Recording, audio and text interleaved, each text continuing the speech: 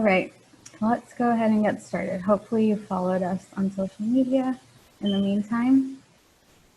Welcome, thank you for being here on what is, I'm sure, yet another Zoom call that you're joining. There's a lot of us on this Zoom call, which is really exciting. So my name is Lamisa Mustafa. I use she, her, hers pronouns.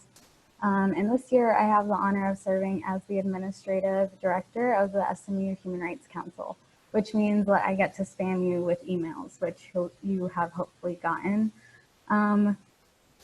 So today we have a really special guest who's going to join us, but before we introduce her and introduce ourselves, I just wanted to set some ground rules for our conversation. So we are recording so that people who aren't able to tune in live can still engage in our conversation afterwards. And we thank you for the questions that you've submitted in advance. We have pre-selected many of those that we will be asking Dominique tonight. To fully engage with our conversation, we encourage you to keep your video on if your background isn't too distracting, and to keep your audio muted. And we also recommend using speaker view so that you have a clear view of whoever is speaking. And with that, I want to pass the Zoom mic to TJ. Hello, everyone. My name is TJ Hammond. I use he, him pronouns, and I serve as a student liaison for the Human Rights Council.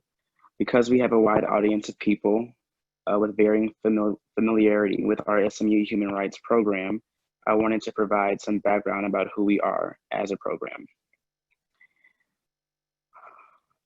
Out of the more than 5,000 higher education institutions in the U.S., SMU Human Rights is one of only 7 programs that offers a bachelor's degree in human rights, and we're the only one in the South. We are unique in many ways, including the combination of interdisciplinary curriculum, global trips, community engagement, leadership, development, and social innovation opportunities that we offer. While we are an academic program, we are also a family, committed to supporting each other and challenging each other to be and do better. My colleague, Teresa Acosta, will tell you more about the student activism supported by our program.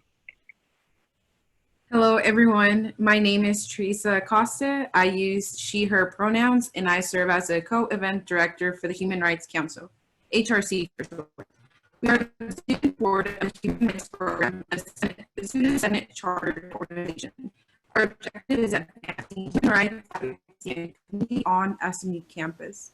We provide opportunities like our discussion tonight for our SMU human rights community to develop a human rights consciousness and engage in responsible collective action. In partnership with the program, we demonstrate that student leadership is crucial and critical to developing a more inclusive campus, city, and world.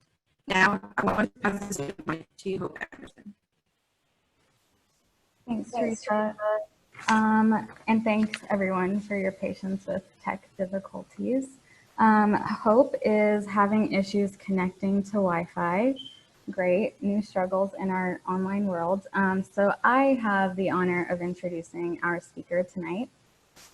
So Dominique Earland is a close friend of the Human Rights Program, and her work exemplifies the growing importance of physicians who can bring a human rights lens into the field of public health. At SMU, Dominique double majored in human rights and biology, graduating on the pre-med track while also graduating with a distinction in human rights. Her advocacy left an ongoing impact on the SMU campus that HRC Council currently benefits from.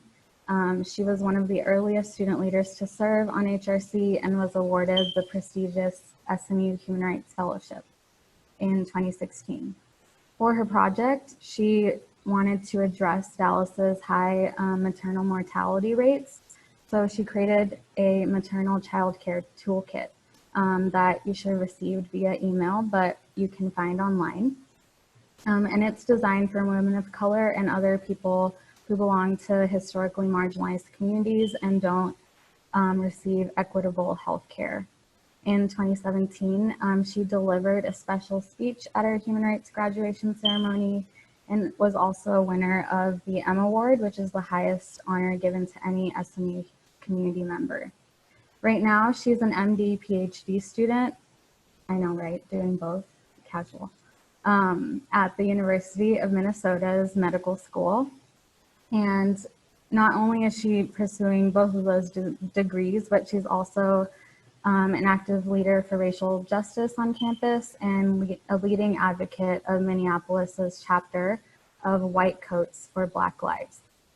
She and her fellow organizers have led efforts like a sit-in at the state capitol and at the medical examiner's office, where a biased report was released following George Floyd's murder. Dominique was recently featured in the New York Times for her activism as a street medic for wounded protesters. Through her advocacy, the University of Minnesota has just agreed, I think we just found out yesterday, to fund a student-led research study that will explore factors of COVID-19, risk factors of COVID-19 at Black Lives Matter protests to ensure safety of protesters. And she wants to use the study to amplify the movement. So with that, Dominique and Bethany will be moderating this part of our conversation. Hello everyone, my name is Bethany Bass and I use she, her pronouns, and I serve as the Vice Administrative Director of the Human Rights Council. And I first want to say I am so thankful that you were able to come here, Dom, and have a discussion with us. I've been active in the protest in Dallas, and I really want to discuss what it looks like in Minneapolis, which is really ground zero. So I'm going to just get into it. Many of us have read your feature in the New York Times article, but we really don't know your backstory, and we're honored to have this opportunity to be able to talk with you tonight. Can you just give us some more information about the Black Lives Matter movement in Minneapolis and what it's like being on ground zero and what it's looked like over the past weeks? Yeah, thank you so much for that warm introduction. And I'm so excited to be able to speak with you all today. I guess a bit of a backstory. When just days actually after George Floyd was murdered and the video that was recorded of his death in front of the Cub food stores was released, I think we were all just in a state of shock, like many of you. And then for added context, this is my first year in Minneapolis and Minnesota, and really all that I had known about the city before coming was about the murder of Philando Castile. And so it all felt way too familiar, and the city really erupted with rage. There have been several other incidents of police brutality between Philando Castile and today George Floyd. And it was clear that young organizers, Black organizers, they were ready to demonstrate that change had to happen. And within that first week, things escalated quickly, like it seems like Dallas was also experiencing. But there were a lot of complexities to the protests. During the day, I attended several protests just that week after his murder, and they were peaceful all day. And it seemed as soon as night fell, that's when police, and at that point the National Guard had been called in, and they were just meeting the protesters with brutal force. And I was still going to medical school, so I was trying to process all of this. I've always been active, but I never really felt called or like I had the resources to help in any other way. But being in medical school and building some connections, I knew that I had resources to lend. And so that's when a lot of us medical students started to get interested in kind of buying supplies and packing up our backpacks and going out to the protests and providing aid. Because at the end of the day, COVID-19 pandemic is still happening, and we want to make sure people are wearing masks and they're staying safe. And towards the end of that first week after his murder, it was clear that protesters were receiving a lot of force. So at one point over that following weekend, we decided to serve throughout the full day of protests. And this was at a site closer to the 3rd precinct, which had been burnt down earlier that week. And it was a very eerie area. There were so many buildings that were on fire, and things were still smoldering even during the day. But there was just so much peace and unity together, seeing the solidarity of all the different diverse ethnic groups of Minneapolis coming together to honor his life and to demonstrate that we wanted to see change. And so that day, towards the end of our shift, we started to build a medic site. We knew that there was a curfew instilled at the time at 8 p.m. That's when National Guardsmen were rounding streets, and there was several records of them attacking people even on their doorsteps. And so we knew that they needed to have supplies to treat those injured protesters. And so that's when we started to help with the medic site. And then closer towards 8 o'clock, there was a car accident with 2 vehicles. One vehicle had folks that were sustained severe injuries. And we had called the ambulance. At that point, I didn't realize that they weren't allowing certain areas where there were protesters. They weren't allowing fire trucks to go to. So a lot of the times fires were just continuing to build, and actually communities started collecting fire extinguishers and basically created their own form of community firefighting. So that day we had seen that the ambulances weren't going to come to these injured protesters. They were maybe 100 meters, 100 yards away, and we saw them, they saw us, we were flagging them down, and they saw that there were protesters nearby, and so they immediately turned around. And so I just thought, like, if the first responders aren't going to do something for these people, then maybe I can help with my first year of medical school, which to people, basically in the first year of medical school, you mostly study in books, and you have very limited patient interactions other than simulated patients. So I knew I didn't have all the skills, but I knew I had more than somebody who hadn't had a first year's medical school experience. So we decided to stay.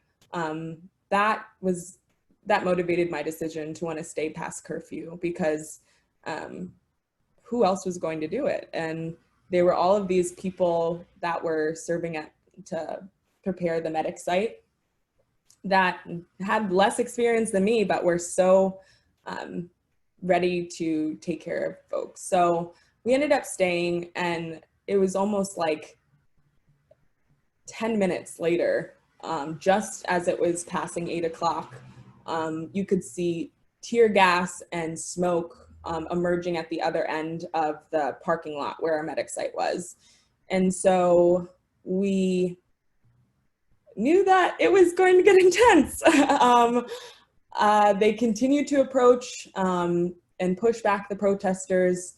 Luckily, we had barricades in front of our medic site. We were all either labeled with red crosses or had white coats on, and we knew that if they approached us, they would see that we were medics and that they wouldn't use force against us because it's against the Geneva Convention. But it was a different environment.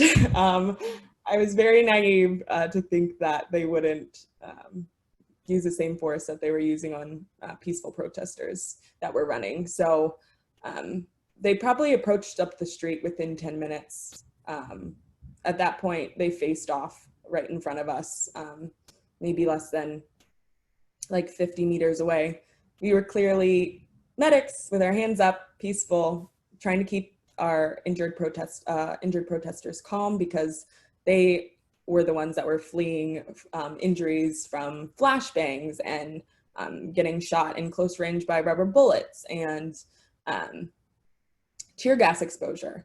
And so we just thought that they would recognize who we were, recognize the work that we were doing, and they would, I don't know, turn away, but that was not the case. They opened fire on us very quickly.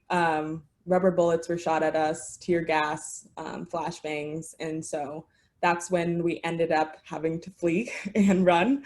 Luckily, we weren't arrested that night. Actually, strangers in the South Minneapolis neighborhood let us stay in their homes, because at one point we stopped running. We thought we were in the clear and close to the car, but that wasn't the case. And so that night, to talk about some of the nuances of the protests here, there were reports of white supremacists and KKK members shooting up Black-owned businesses. There were local community, we call it mutual aid. Basically, random people in Minneapolis are doing donation drives, dropping them off at sites, and then leaving them at different local Black businesses. And so one of the main stores, Pimento, that night had been shot up by several white supremacists. And there were reports in the neighborhood that they were going around and targeting folks in the neighborhood and targeting actually people at their own front doors. So it was a very intense first experience that night, just to see kind of the impact that we could have for others in the community, but also just the gravity of it all, that there were all of these actors kind of playing at the same time. And it made it clear that the work that we could do was important and we needed to do more for the community. And so that's when I first started to get way more involved in the protests and the movement in Minneapolis. Wow, thank you for sharing just all of that information about what's going on and what it looks like on the ground as a protester. Here in Dallas, there's been, of course, the use of, tear gas and flashbangs and rubber bullets, and it's deeply injured tons of people. And people who are medics in the same way are still getting injured and still being attacked, and the escalation is happening towards them. Can you touch on, like, how do you protect yourself as a medic out there protecting people when you can't even be protected really yourself? Yeah, I think it's all about being able to control what's in your reach. So we can wear masks, we can spray hand sanitizer on folks to prevent COVID transmission. We can try to stabilize them as much as possible when they're injured until they can get to the care they need. But we can also organize. Medicine has a lot of power in it, and it's been untapped for a very long time because of the gatekeepers. And so just being able to mobilize my classmates and seeing that they're so willing to help, whether it's donation runs or serving at a medic site. So we've recently organized med students from several different years to come and volunteer at a medic site right outside of the location where George Floyd was murdered, right in front of Cup Foods. And being able to go there and onboard classmates, I think it's drawing them closer to the community. And even though that site, it kind of reminds you about all the difficult times that have happened in the past couple of weeks, it's really become a place where they celebrate life, and they celebrate, or we celebrate his life. We celebrate the change that's happening in the community. And so I think that's all we can do, is try to support each other, and hope that the resources that we're providing are going to good use, and they're not just that the presence of medicine, of physicians, it's not silent. I feel like for so long, we only release statements. We don't necessarily engage with those types of political or community issues. And so this has kind of made it a wide open window to encourage our administration and encourage our faculty and encourage the physicians that educate us to use those same skills to help the community. So. You talked a lot about how the medical community is now starting to speak up, and I wanted to know more about the White Coats for Black Lives movement, and how does that intersect with the larger Black Lives Matter movement as a whole? What are your shared goals, and what are some of your unique goals as White Coats for Black Lives? Yeah. So actually, it's the chapter at the university is fairly new. It's only been around for 3 years, and most of the work that they previously have done focused around medical school curriculum, things that were really only in the clinical sphere, and they didn't necessarily collaborate a lot with the community just as a local chapter. The national mission is to eliminate racism and white supremacy, colonialism and imperialism in our practice, but also in our community, because we know that the social determinants of health, or your environment, your access to education, how many grocery stores are in your neighborhood, that really determines your health outcomes.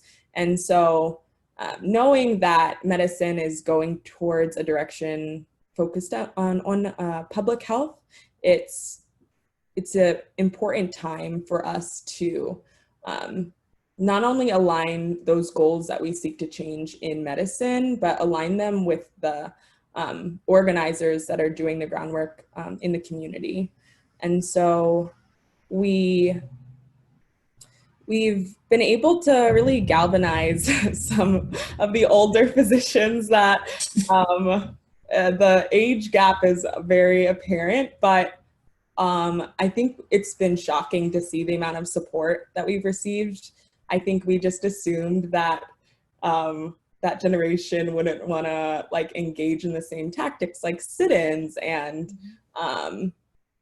community conversations and that type of thing. But the outpour of support has been really nice, and it's clear that the goals that we have as a chapter and as a national chapter can really be put to paper with the help of those that are in power in our institutions. So we have a lot of plans moving forward. A lot of it focuses around, again, curriculum development, because it may be shocking, but University of Minnesota doesn't have the best track record for diversity and inclusion, and the board members before us have kind of laid a foundation of the issues, and so it's given us the opportunity to kind of build upon them, as well as focus our attention on police abolition, because to me, when I hear about the statistics of police brutality, I look at it as a public health issue. If it is the #1 cause of death amongst African-American young men, it should be a public health issue for medical students and physicians and the greater healthcare community. So as Minneapolis moves towards a real goal of police abolition, and thinking about how we want to create our public safety council, I hope that the input from healthcare professionals, whether it's ER docs or social workers, nurses, I hope those perspectives are integrated into that public option.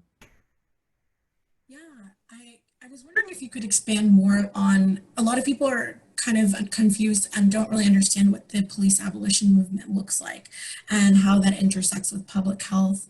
Can you talk more about that and some wins that you have experienced on the ground, and what has happened like in result of these sustained protests and the sustained public attention that is on this public health issue? Yeah, there's been a lot of wins, which makes this makes it such a weird time, because you never think, I mean, when I reflect on protests in the aftermath of police brutality, most of the time they don't usually result in much. Usually the cops aren't even charged. They're rarely indicted, so that's still something that we are emphasizing and putting pressure on. But yeah, we've actually experienced a lot of wins, and I think that speaks to the leadership that we have through our police chief, our mayor, even some of the questionable decisions that our governor has made. But just to list off a few, I guess since you brought it up first, the city council voted to fully defund the Minneapolis Police Department, and they are actively working with community partners and Black organizers who kind of created the grassroots change to let this happen. They're really shaping this new public option. So their hope is that they will receive input and design a new public safety council. And we're still kind of working to see what that will evolve into. And I love the democratic process. I love that anybody can be involved. And I love that it will center the Black community. And the police chief recently cut ties with the police union. The head of the police union has a terrible record with links to white supremacists, and just to see a response from the police, I think that was shocking for me to see, because normally in these cases it's like a blue wall. So to see that willingness to work and willingness to acknowledge these issues, that's a win for me. Let's see, they launched a civil rights investigation into the Minneapolis Police Department. The public schools, as well as the Parks Board, as well as our university, are defunding from the Minneapolis Police Department. All 4 officers were charged. Derek Chauvin's charge got up to second-degree murder. And overall, at least from a medical school perspective, we're actually seeing response and change from our medical school administrators.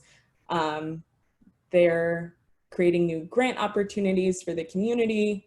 They're actually hiring more diverse faculty and revamping the entire diversity and inclusion curriculum. So I'm glad that things are starting to improve. At least it seems like things are improving so far. We'll see. I know that this case isn't over, and I know that the community still has a lot of healing to do, because of the fact that Black and brown neighborhoods were the stage to a lot of the protests in Minneapolis. They lack basic resources, access to pharmacists and physicians, And so the community is trying to come together to provide those needs. But if this continues, if COVID continues to ramp up, I'm concerned for what the future will look like, at least over the summer. So we'll definitely continue to do the work that we're doing, and kind of rejoicing in the wins that we see. Thank you for continuing to do the work that you're doing. It's so important and so necessary and so critical. And it's really caused a lot of these changes. But these changes, we know, should be happening anyway. People should recognize and value and respect and treat Black lives with human dignity. So that leads me to my question as, our allies or people who are trying to be actively anti-racist should follow the lead of Black activists. What are ways that other people can, be involved in? What ways have you seen people act in solidarity in Minneapolis and beyond? Yeah, I guess I'll first start with some of the changes I'm seeing from my classmates, which is really encouraging.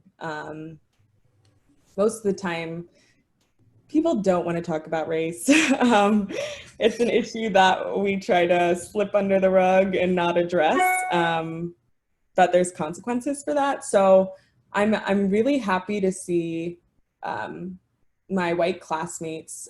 They started a listening circle where they're discussing whiteness and the impact of that social construct, and doing the internal work for themselves. So that was nice to see on a medical school side. And then as a community, we have mutual aid programs, which are, it's like a site which has a map and it'll show you different donation sites, and then it will show you where you can receive the items as well. And so that's a community-led effort. There's an openness and willingness to support Black businesses in Minneapolis that I didn't see before. So that's really exciting to see. But honestly, just showing up to discussions, protests, to meetings that maybe you wouldn't normally want to attend because you wouldn't feel comfortable or you're not sure if you're equipped for it. I think the best thing that I'm seeing, whether it's within the medical school or in the community, but just people being willing to help and show up and show out for whatever the needs are that day.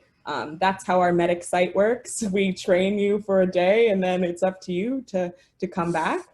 And it's been amazing seeing the same volunteers from people within my medical school as well as from the community. So that's been really nice to see.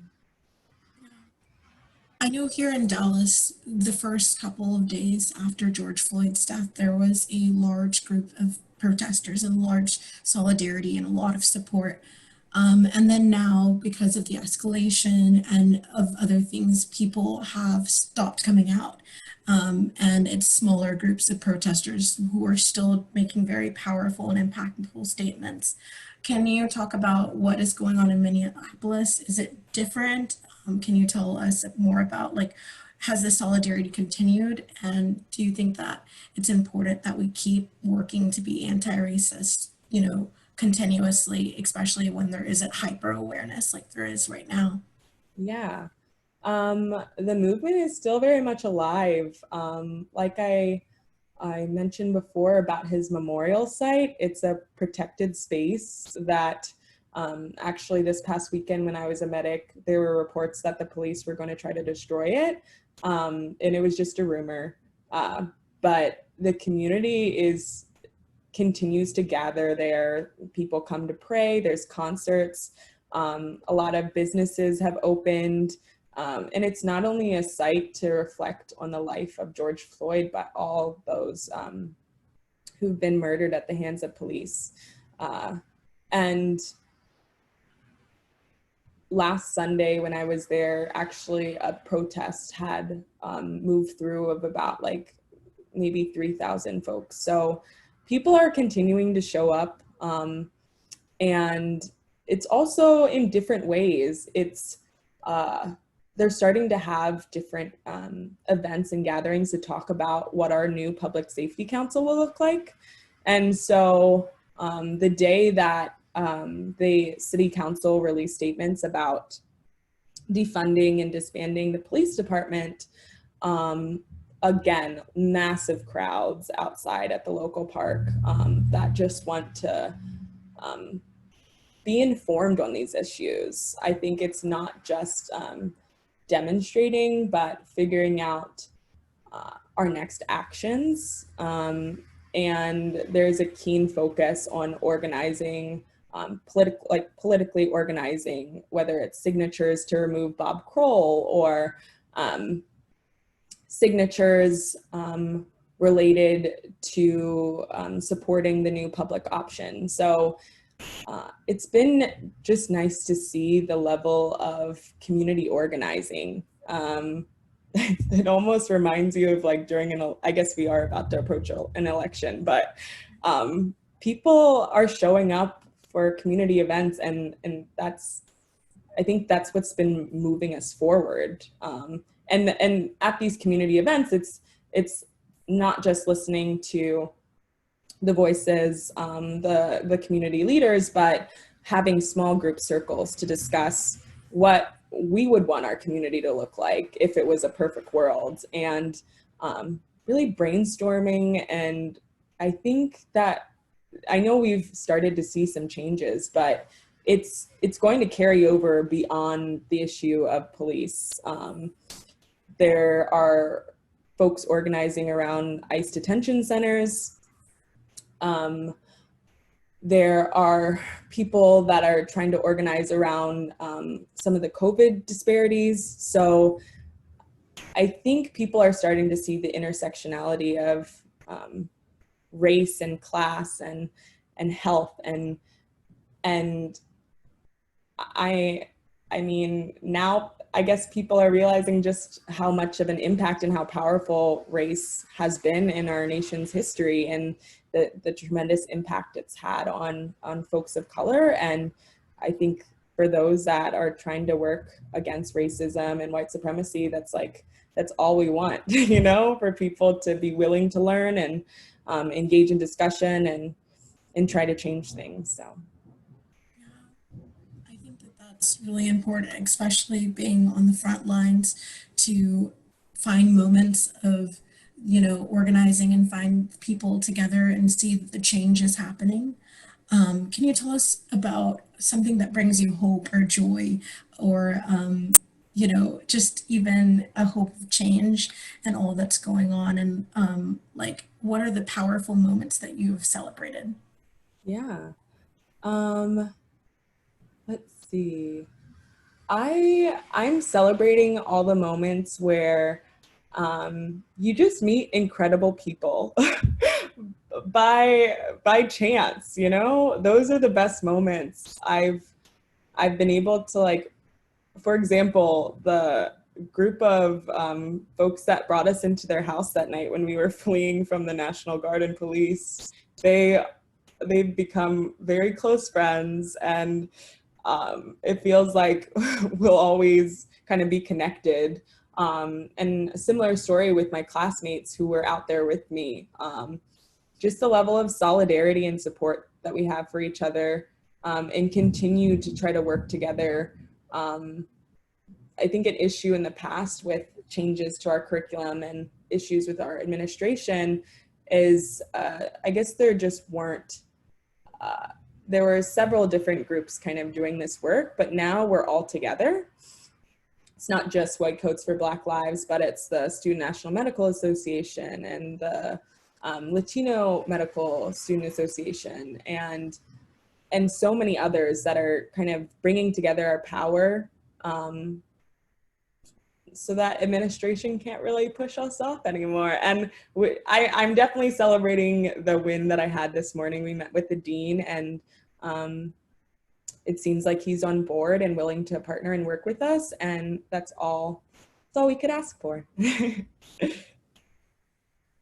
you so much for being at the forefront of institutional change, and doing that work, you know, with your friends, with the people, and getting people to speak up. I now want to invite our second moderator, Lamisa, to continue the conversation. Yeah, so thank you so much for talking with me, Dom. Yeah, thank you. Thanks, Bethany. Dom, I've just been feeling like grateful for our access to technology to just get to be in conversation with you. It's weird how circumstances like this, you know, force us to get together when we may not otherwise. So yeah, I'm just feeling extra grateful for that. So we have a lot of amazing students and alums in our program. And we're always looking for ways to highlight them. So we're lucky that a few of them volunteered tonight to share a little bit about their work and ask Dom some questions more specific to what they're doing themselves. So first, I wanted to invite MM, who is a recent grad, class of 2020. She was a President's Scholar and a pre-med grad. So MM, you want to take the floor?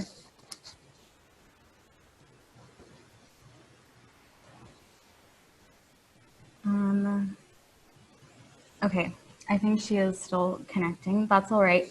I'll go to Marie, who is also a recent grad, also a pre-med grad, was a Human Rights Fellow, founder of the Period Project, which some of you may know about. So Marie. All right. Hi, guys. So I'm Marie. My pronouns are she, her. And as Lamisa said, I'm pre-med and I recently graduated. And I've been thinking a lot with, you know, how health and race and class and everything is intersecting right now with being in a pandemic and the protests and, you know, so much change happening. And so it's been really interesting to kind of reflect on the experiences I've had in healthcare. And so I worked in an ER and trauma center for a few years before I moved to Dallas. And I feel like, okay, first of all, I have two questions. This is the first one. So I feel like with the people that I've been connected to through that ER experience, I've seen both the loudest supporters and the loudest deniers in that group of people. And so that's been really interesting to me because I wasn't really sure what to expect. And so I know you've kind of spoken about how your classmates have responded and how that's been really, you know, exciting and it gives you hope. But I'm interested in like medicine overall, if what your perspective is on how medicine is, you know, going to respond. And I think it seems like there's going to be change, but I'm interested in hearing your perspective. And then my second question, so I recently got certified in contact tracing through Johns Hopkins, and that's what I'm hoping to do after my current research position ends in November. And I'm interested because I've heard a lot of protesters express fear about going and getting tested because they're worried about being targeted or arrested or punished or mistreated because they exposed themselves through the protests. And so I'm interested in hearing your thoughts on how we can address that and encourage protesters to get tested because, you know, part of protecting the community is, you know, having the precautions after being out and interacting with people and making sure that you're safe and the people around you are safe. And so I'm really worried about that. And I want protesters to be able to not feel that fear when they go get tested and not feel afraid to be honest with contact tracers when they're, you know, reached out to about that. So I'm interested in hearing your thoughts on that. Yeah, those are two great questions and good luck in the medical career. So yeah, it's definitely been a polarizing response from folks at our institution. Actually, so when we organized the sit-in at the Capitol, we were able to be funded through OBGYNs at a local hospital, as well as the Minnesota Association of Black Physicians. So we had their support, which was great to see. And it was something that I wasn't expecting. But there have been a lot of attempts or comments and kind of pushback that we've received. For example, the day that we were planning on doing the protest at the sit-in, one of our classmates wrote a letter and then released it to all our entire class about kind of his objections to wanting to protest. And we were okay with that, you know, where it is a voluntary thing, but it brought up a lot of conversation and questioning of motives, and it almost felt, especially as a member of the organizing committee, like folks were trying to, their decision not wanting to attend would almost impact the event where they wanted to shut it down. And that really confused me, that we couldn't kind of engage in this discourse enough to agree that, you know, we are on the same page with some things, and others, you know, it's going to take a longer conversation. And so the pushback that we do receive, I'm hoping that we can engage those folks in future conversations, because it's clear from the response from administration, as well as the response from a lot of people in our institution, that they want to see a type of sustainable change. And it's not just kind of the one-day discussion event. This is going to be committees and a long road of partnering together. So I'm hoping that as we kind of move forward, we can engage those folks. And that engagement isn't just on, I guess, to be honest, most of the people in our medical school that are, you know, out there on the front lines or organizing around curriculum change are students of color. And our medical school is the second most least diverse medical school in the nation.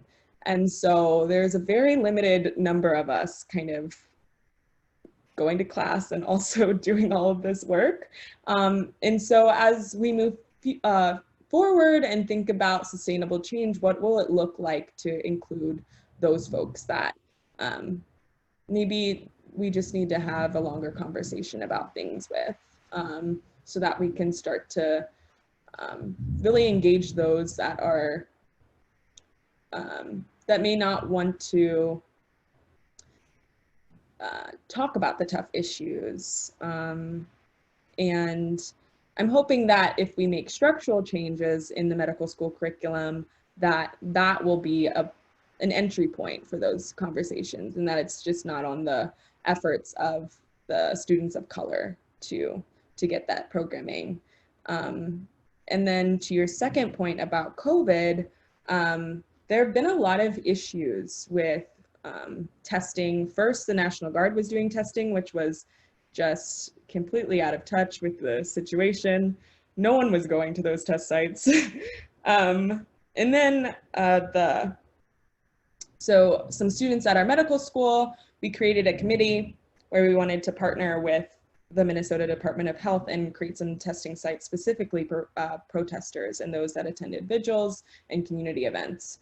But it brought to light to me that there is a health equity issue. You know, the same issues in structural racism that are a part of medical institutions are also a part of these public health institutions. And their willingness to not listen to the Black organizers that were at the table, not take our suggestions, it opened my eyes to, there's a lot of work we have to do in many places.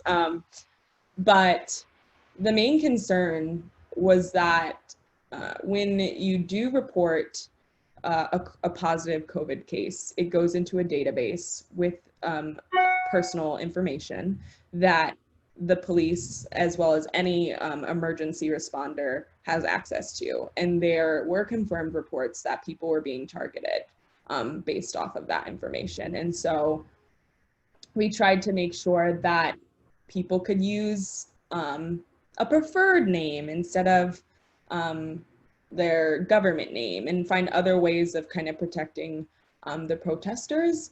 But the second issue it brought up is that we know that COVID was having a disproportionate impact in Black communities before anything that happened in the aftermath of the murder of George Floyd.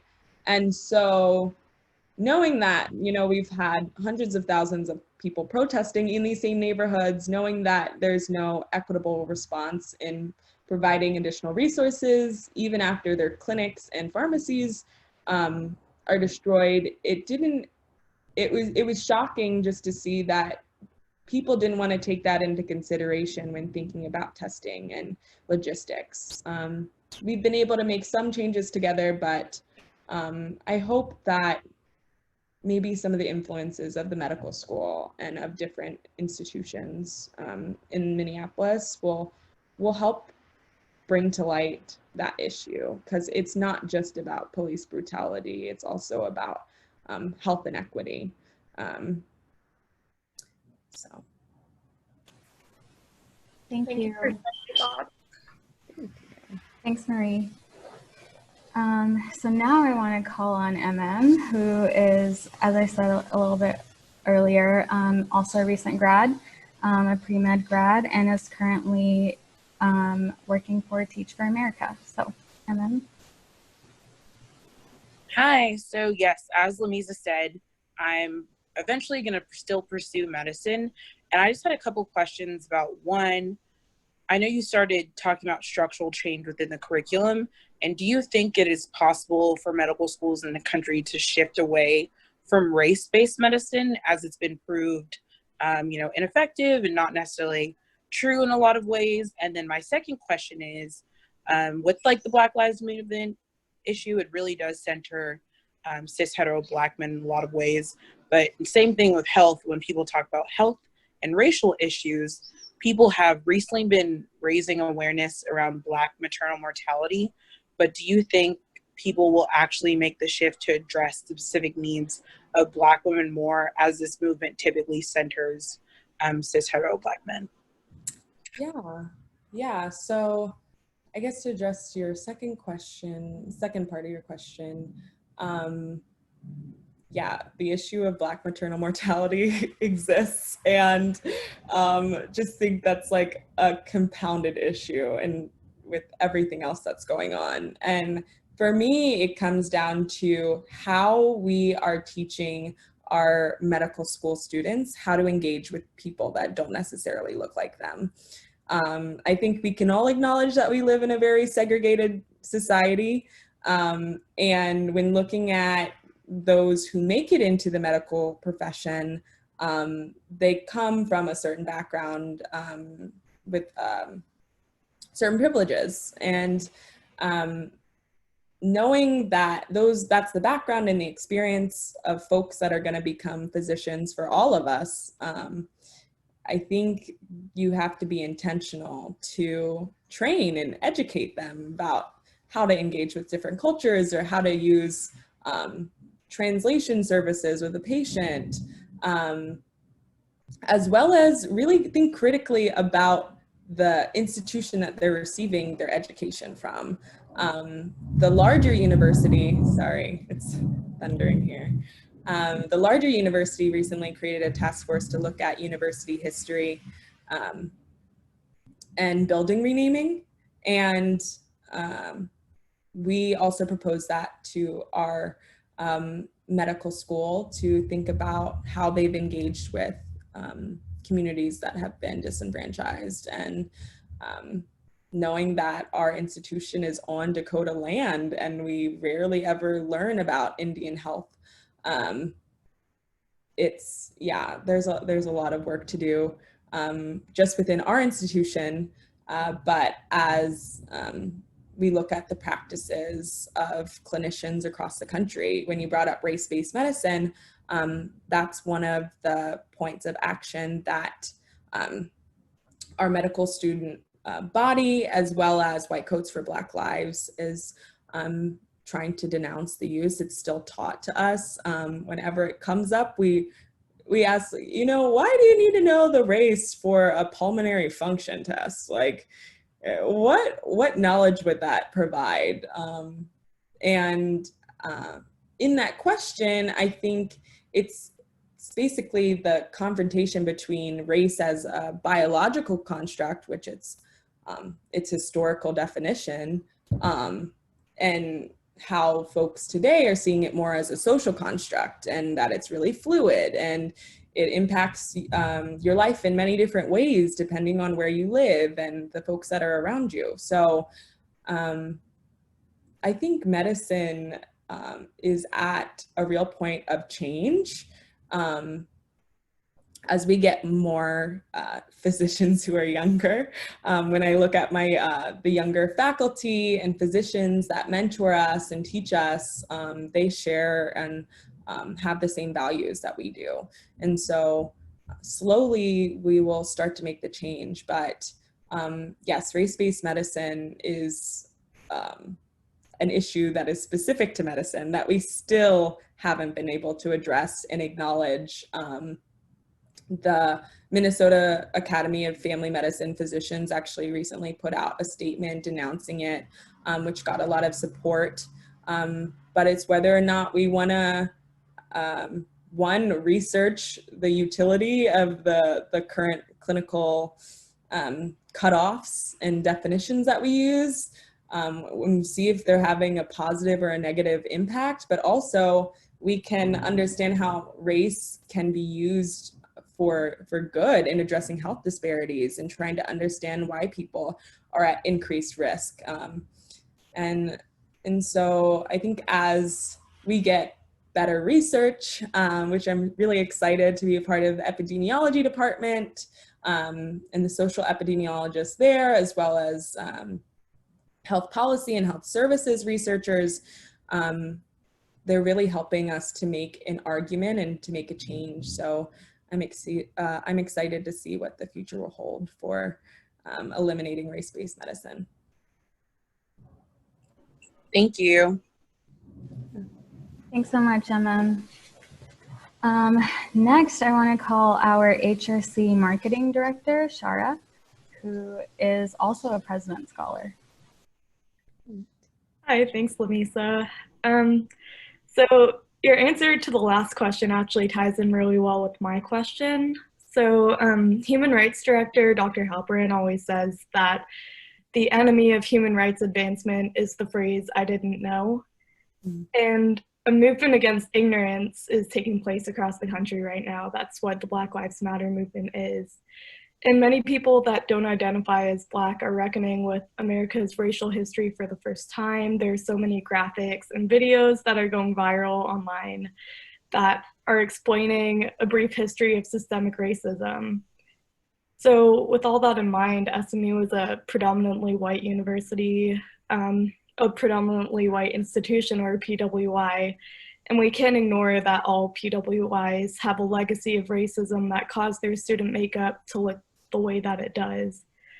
So actually, like, before all this started, I was planning on writing and recording a podcast about SMU's history through a racial justice lens, and it captures the national movement against ignorance on the scale of our university. So with all that in mind, what is the importance of the SMU community reckoning with our own history? Yeah, I think talk about hard work and difficult conversations. When I think about some of the work that I was involved in college with the Human Rights program, like, it laid the foundation for the skills that I have today. And I think you have to be able to engage in something that you may feel uncomfortable with. But I think the biggest gift of the program is that you guys taught me that, you know, when you're uncomfortable or when you're starting to get a little bit of tension, you're probably in the right place and you're asking the right question. So I try to lean into that. The issues, especially with my classmates, that they kind of just want to be silent and, you know, offer a one-word response. It's a time to you know, really see and hear how you feel and what parts of your background helped you process it that way, and reach a level of understanding. But I think the power in just being comfortable, in knowing that, you know, you're standing up for the right thing, you're standing up for other people that deserve protection and support. And when you're in those moments, you realize that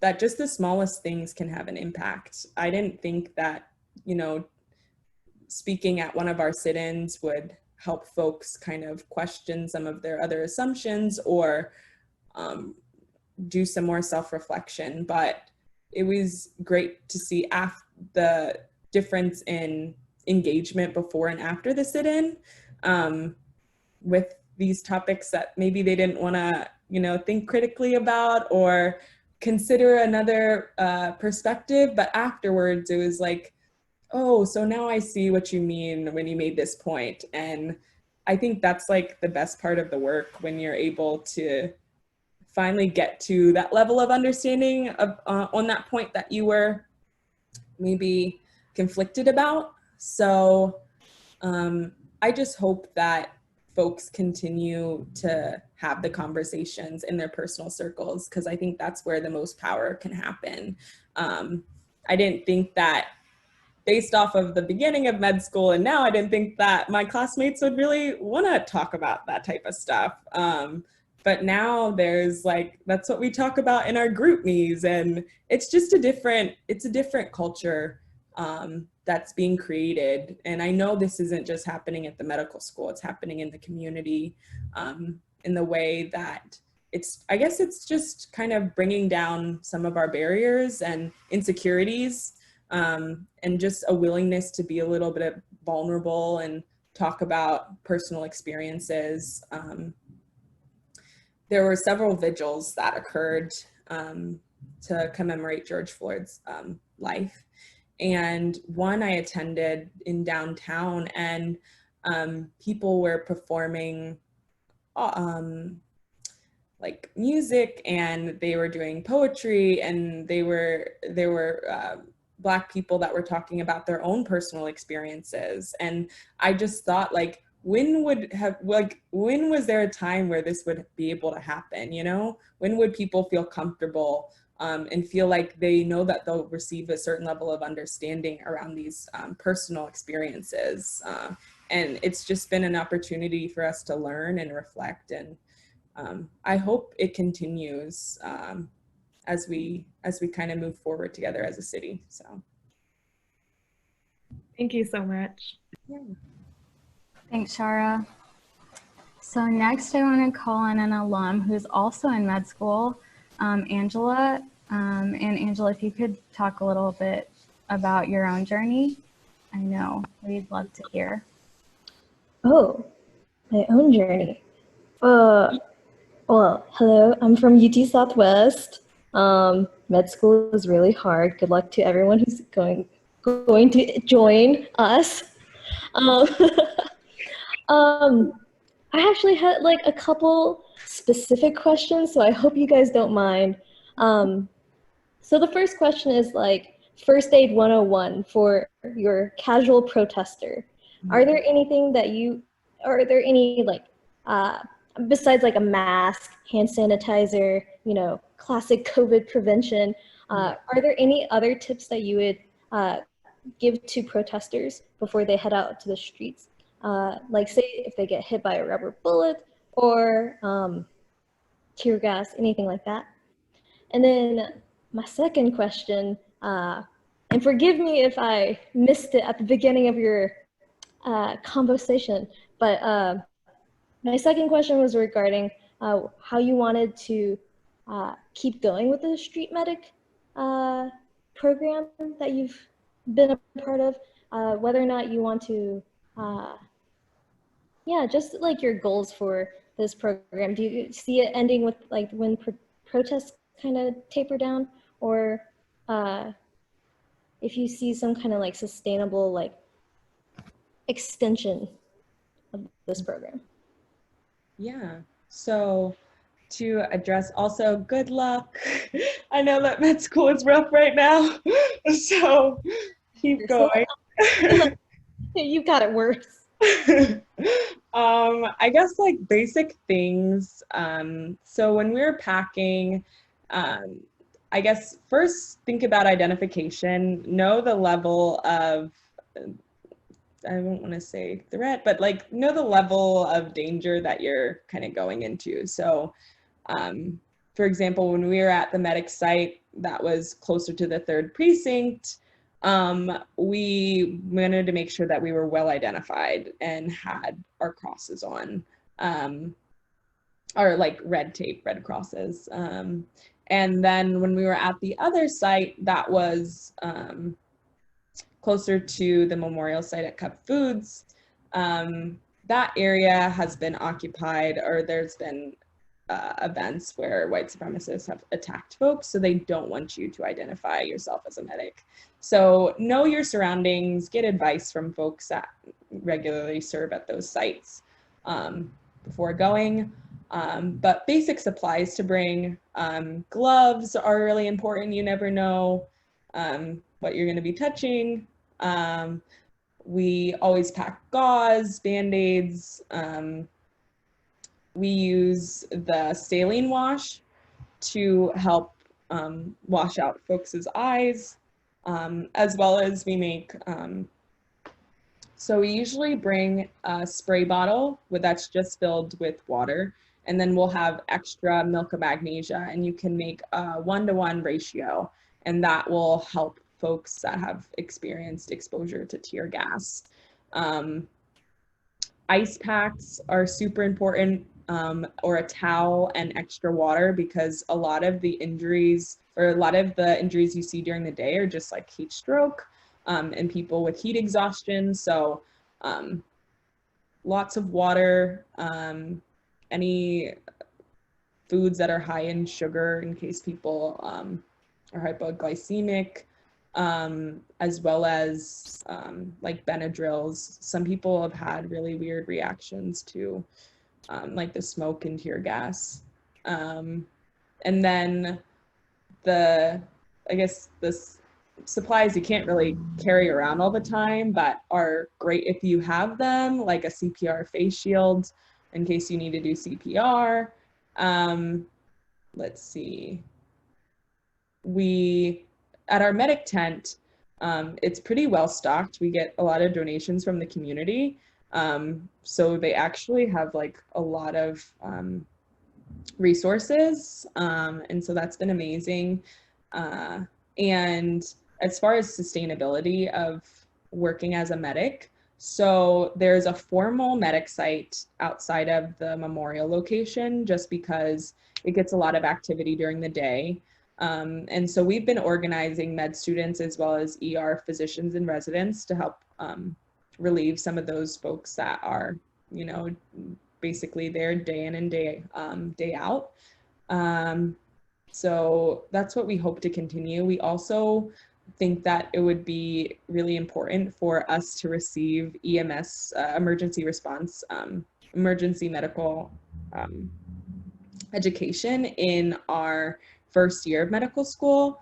I would have been a lot more prepared for things if that was the case. So that's one of our requests to the dean. And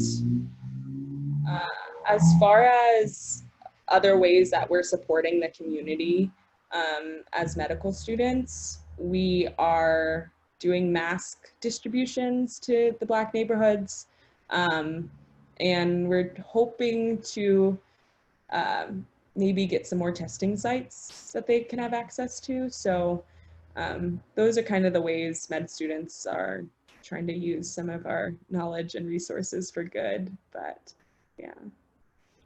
That's great. I just heard I was hearing from like some other med students at other schools who also had very active street medic programs, that they were trying to like sustain it by like basically refocusing it from like addressing protesters to addressing homeless people?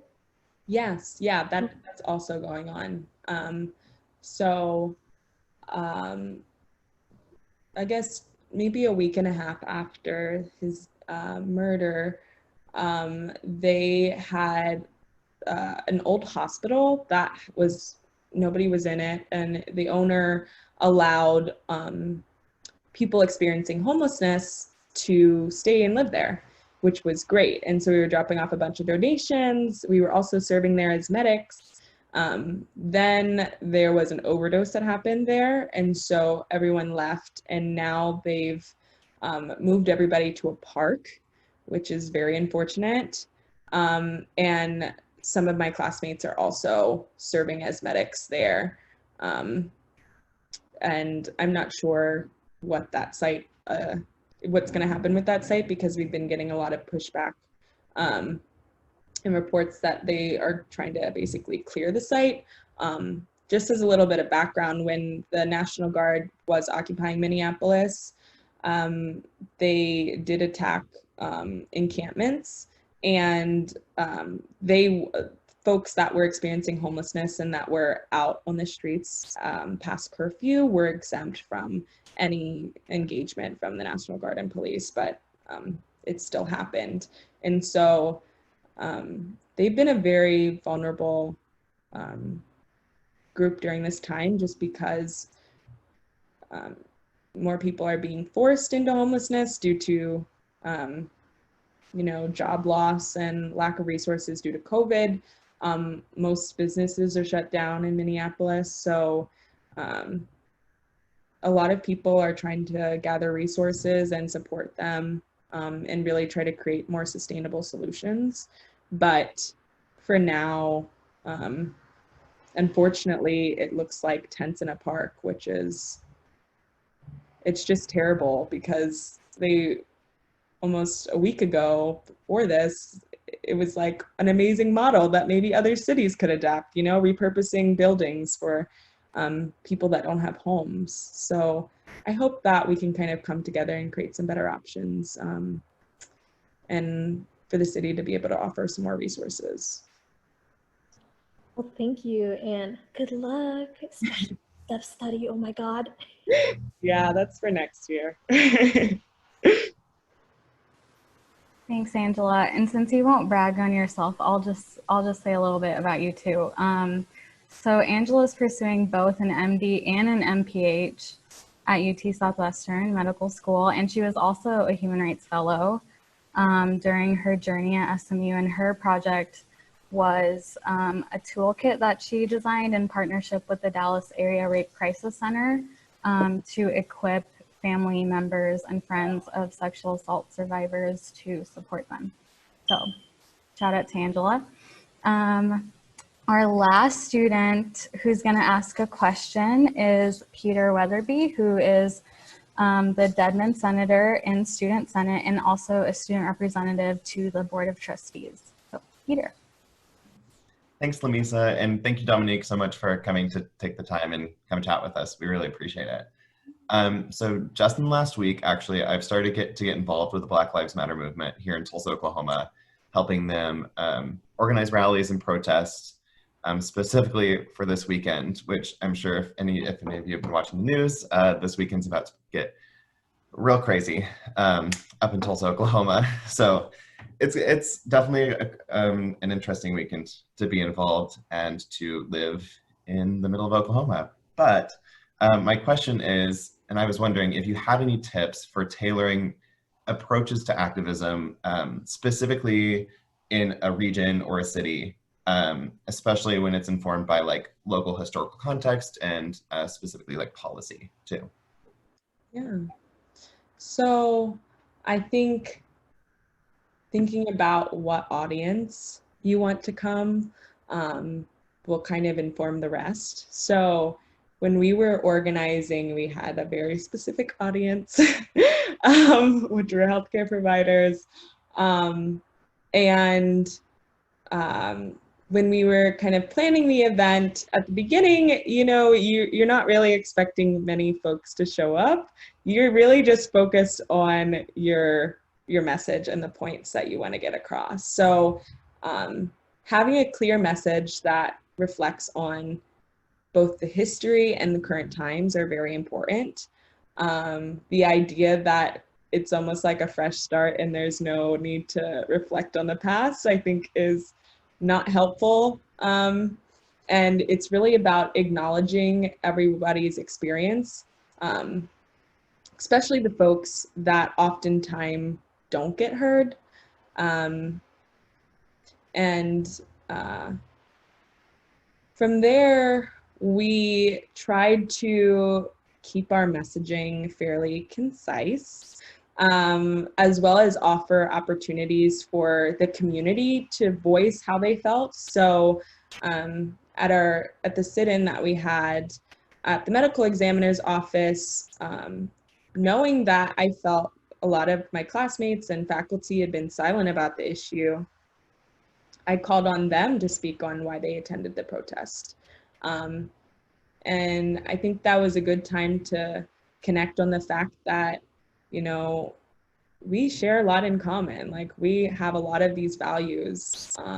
And, you know, maybe the things that separated us before aren't as important, and we can just focus on how we can build off of the main messages that we can both support. So I think offering a time for folks in the community that may be uncomfortable with talking about those issues, or that normally just aren't used to engaging in those issues, having a time at the rally, whether it's like a rally before the march, or kind of like the city council discussion where they had small groups after their speeches. I think you have to be really intentional about creating a space of dialogue and making sure that people are making personal connections. But honestly, I started off the week not thinking that I was going to organize anything. And, you know, you just have to go with the energy that's around you. If there's people that are willing to support you and work with you on this, then go for it. It's so important to have a team of people that are willing to, you know, cross all the T's and dot all the I's. And it's really not possible with just like a select few. For example, White Coats for Black Lives is only made up of 7 members. So the idea that we would be able to plan a demonstration like that by ourselves was just ridiculous. And so we relied on the physicians at HCMC, and we relied on our partner student orgs through the medical school to help show up and write posters. And so you realize that it'll take a lot of work, but those that align on those core values that you create at the beginning will show up and will support you. And that was really great to see, because I think a lot of times, you know that other people feel that way, but you've never seen them demonstrate it, you know? And so it's nice to include them in that organizing process, people that aren't used to doing that type of thing. It's a nice way to build the vision of the protest together and make sure that everybody's heard. And I guess the last point is just be flexible. Things are gonna happen. Expect for there to be presence of police or National Guard. And I don't know if it's for intimidation or protection or what, but continue to do the work that you wanted to do, and just make sure that the message that you started out with is heard to everyone, and it's not watered down by the process of organizing. I think that's an important point. Thank you so much. Thank you, Peter. Dom, before I ask you to share some closing thoughts, I wanted to invite HRC's co-event director, my name twin, Lamisa, to share some action items that all of us can take. So I'm just going to share my screen. Oh, I clicked actually sharing. Okay, there we go. Okay, hey everyone. As Lamisa said, I'm Lamisa Ali, co-event director for HRC. So we wanted to take this time to share some action items you can take as a part of the Human Rights Program family or a member of the wider SMU community and overall supporter of human rights. So first, support SMU Human Rights. The program is currently going through an endowment campaign, so we are seeking funds to become the first fully endowed undergraduate degree granting human rights program in the country. So you can visit our website, smu.edu/support-human-rights, to learn more about how you can help and how you can support us. So we do human rights work on a daily basis, and you would be supporting an anti-racist social justice organization. Second, take action for Juneteenth, which is tomorrow, June 19th. People can take action all weekend long. In Dallas, you can follow In Defense of Black Lives to find local events. And if you visit the website 619.com, you can find events across the country to show your support and solidarity. Thirdly, work toward anti-racism daily. Anti-racism is an ongoing process, and there are many resources out there and so many steps that you can take.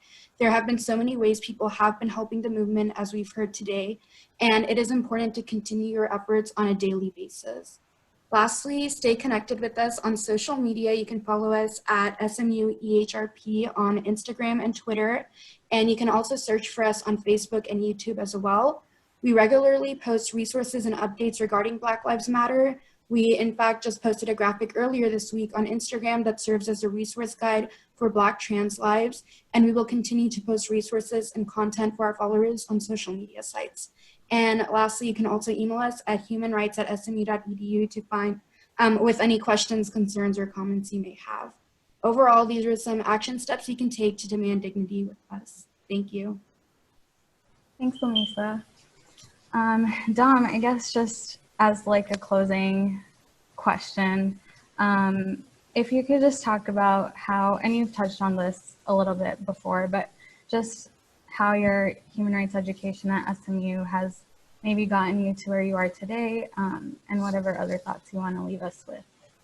Yeah, I think when I started off with the human rights program, I wasn't sure what I was getting myself into. I knew that this is the work that I was super passionate about, and it was like a personal fun, but I didn't know that I would become so invested in it. So to all those that have an interest or an inkling, and you're like kind of scrolling at articles at night, it's just like go after it and go for it.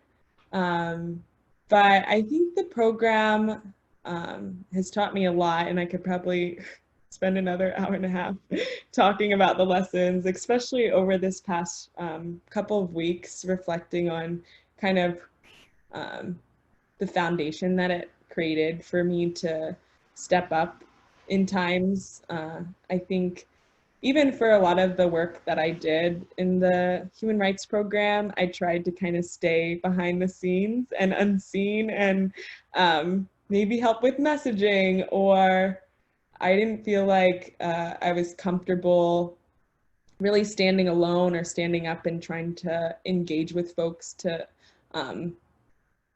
want to get out there and serve as medics or speak at a demonstration. I didn't feel like I would have had those skills without the program.